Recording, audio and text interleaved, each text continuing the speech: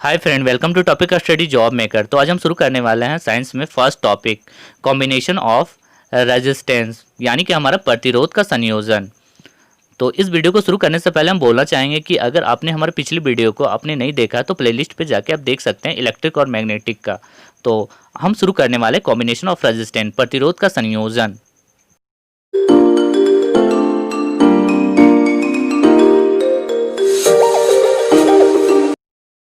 तो combination of resistance, प्रतिरोध का संयोजन क्या है?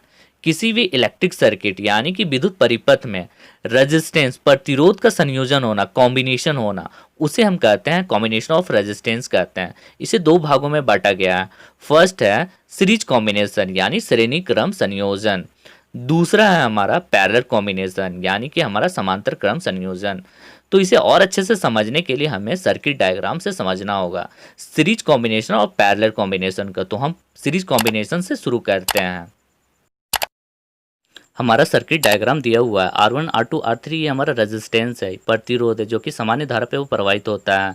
तो इस तरह के अगर हमारा परिपथ यानी हमारा सर्किट जिसमें हमारा रेजिस्टेंस प्रेजेंट हो उसे हम बोलते हैं सीरीज कॉम्बिनेशन बोलते हैं, यानी श्रेणी क्रम संयोजन कहते हैं। तो इसे और अच्छे से समझने के लिए कुछ पॉइंट्स को समझना होगा। तो फर्स्ट पॉइंट में हमारा श्रेणी क्रम संयोजन में सामान्य धारा प्रवाहित होता है। दूसरा है हमारा उसके सिरों पर विभवांतर का मान भिन्न भिन्न होता है। तो फर्स्ट पॉइंट हमारा बोलता है सीरीज कॉम्बिनेशन में हमारा इलेक्ट्रिक करंट जो फ्लो होता है वो सामान्य फ्लो होगा। दूसरा हमारा कहता है कि किसी एक बिंदु से दूसरे बिंदु जिसका पोटेंशियल डिफरेंट यानी वोल्टेज डिफरेंट हो, भिन्न हो, उसे हम बोलते हैं सीरीज कॉम्बिनेशन बोलते हैं। तो हम सीरीज कॉम्बिनेशन को अच्छे से समझ लें। अब हम कुछ इक्वेशन के माध्यम से हम फॉर्मूला जनरेट करेंगे जो कि हमारे न्यूमेरिकल बनाने पे वो हमें हेल्प करेगी। तो हम नेक्स्ट देखते हैं। हम जैसे कि हमने सीरीज कॉम्बिनेशन में पढ़ा है कि हमारा जो करंट है वो सामान्य होगा और हमारा पोटेंशियल डिफरेंट यानी हमारा विभवांतर वो हमारा भिन्न होगा। उसी तरह से हमारा V equal to V1 plus V2 plus V3 यानी कि हमारा जो पोटेंशियल डिफरेंट है यानी हमारा वोल्टेज वो हमारा डिफरेंट होगा। उसी तरह से हमारा अकॉर्डिंग टू ओम्स लॉ यानी कि हमारा V equal to I into R जो कि हमारा ओम्स लॉ से है। इसी तरह से हमने सर्किट डायग्राम में हमने समझा कि जो हमारा करंट है वो हमारा सामान्य होगा, इसलिए हमारा I into R equal to I into R1 plus I into R2 plus I into R3 यानी कि हमारा V के इक्वल टू होगा। उसी तरह से हमने I को कॉमन ले लिया और हमारा बचा R1 plus R2 plus R3। तो हमारा I कैंसिल हो गया यानी करंट्स कैंसिल हो गया और हमारा सीरीज कॉम्बिनेशन का फॉर्मूला जनरेट हुआ R equal to R1 plus R2 plus R3। तो हम इस तरह से हम किस सीरीज कॉम्बिनेशन में हम रेजिस्टेंस का वैल्यू हम निकाल सकते हैं, फाइंड कर सकते हैं। तो उसी तरह से अब हम पैरेलल कॉम्बिनेशन को यानी कि हमारा समांतर श्रेणी को समझते हैं। सर्किट डायग्राम दिया हुआ है R1 R2 R3 जो कि हमारा रेजिस्टेंस है यानी प्रतिरोध है। तो रेजिस्टेंस का समांतर क्रम में संयोजित होना एक समान विभवांतर की उपस्थिति में। तो इस तरह के कॉम्बिनेशन को रेजिस्टेंस का उसे हम बोलते हैं पैरेलल कॉम्बिनेशन यानी समांतर क्रम संयोजन। तो इसे और अच्छे से समझने के लिए कुछ पॉइंट्स को हमें समझना होगा। तो फर्स्ट पॉइंट में हमारा समांतर क्रम संयोजन में सिरों पर विभवांतर का मान समान होगा। उसी तरह दूसरा पॉइंट में हमारा प्रवाहित धारा का मान भिन्न भिन्न होगा। तो फर्स्ट पॉइंट हमारा कहता है कि हमारा पैरेलल कॉम्बिनेशन पे हमारा वोल्टेज यानी हमारा पोटेंशियल डिफरेंट जो कि हमारा इक्वल होगा यानी हमारा सामान्य होगा। उसी तरह से हमारा सेकंड पॉइंट हमारा बोलता है जो कि हमारे इलेक्ट्रिक करंट जो फ्लो होती है वो हमारा डिफरेंट हमारा फ्लो होगी यानी भिन्न भिन्न हमारा फ्लो होगी। तो इस तरह से हमने पैरेलल कॉम्बिनेशन को समझ लिया। अब इस और अच्छे से समझने के लिए हम फॉर्मूला जनरेट कर रेजिस्टेंस का वैल्यू ताकि फाइंड कर सकें। जैसे कि हमने पैरेलल कॉम्बिनेशन में बतलाया जो हमारा करंट हो हमारा डिफरेंट होगा और वोल्टेज हो हमारा सामान्य होगा। उसी तरह से therefore I equal to I1 plus I2 plus I3 यानी कि हमारा जो करंट हो हमारा डिफरेंट होगा। उसी तरह से V by R equal to V by R1 plus V by R2 plus V by R3 यानी कि जो हमारा फार्मूला आया है I equal to V by R ये हमारा ओम्स लॉ के अकॉर्डिंग्स आया। उसी तरह से हमारा वोल्टेज जो हमारा सामान्य है तो हम V को कॉमन ले लियो तो V हमारा कैंसिल हो गया। तो हमारा एक फार्मूला जनरेट हुआ 1 by R equal to 1 by R1 plus 1 by R2 plus 1 by R3। इस फार्मूला के जरिए आप पैरेलल कॉम्बिनेशन का आप रेजिस्टेंस का वैल्यू फाइंड कर सकते हैं। तो और अच्छे से समझने के लिए आपके लिए हमने एक वीडियो लेके आया है, जिस वीडियो के इफेक्ट के माध्यम से आप अच्छे से समझ लेंगे कॉम्बिनेशन को, सीरीज और पैरेलल कॉम्बिनेशन को। तो हम लेके आ रहे हैं आपके लिए वीडियो इफेक्ट। जैसे कि सीरीज कॉम्बिनेशन सर्किट में दिया हुआ है कि जो करंट्स वो समान रूप से फ्लो हो रही है, उसी तरह से हमारा पैरेलल कॉम्बिनेशन सर्किट में जो हमारा करंट्स वो डिफरेंट डिफरेंट टाइप में फ्लो हो रही है। इस तरह से हमने दोनों के कॉम्बिनेशन को हमने समझ लिया, सीरीज कॉम्बिनेशन और पैरेलल कॉम्बिनेशन को। अब समझते हैं different effect of electric current, यानी कि धारा के विभिन्न प्रभाव, यानी कि वैसे कंडक्टर जिसमें करंट्स फ्लो होती है और उनसे होने वाले इफेक्ट को हम धारा के विभिन्न प्रभाव बोलते हैं। तो कंडक्टर से करंट्स फ्लो होती है तो धारा के प्रभाव होते हैं।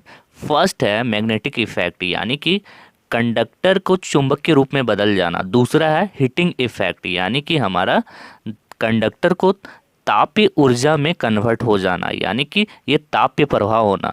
तीसरा है केमिकल इफेक्ट, यानी कि वैसे पदार्थ जिसका रूपांतरण हमारा रासायनिक ऊर्जा में होता है, यानी कि रासायनिक प्रभाव में होता है, उसे हम बोलते हैं different effect of electric current. Next है हमारा application of magnetic effect of current, यानी कि हमारा धारा के चुंबकीय प्रभाव का उपयोग। तो हमारा धारा में चुंबकीय प्रभाव का उपयोग किस तरह से किया जाता है तो हम देखते हैं। फर्स्ट है हमारा अमीटर, दूसरा हमारा गैल्वेनोमीटर, तीसरा हमारा वोल्ट मीटर।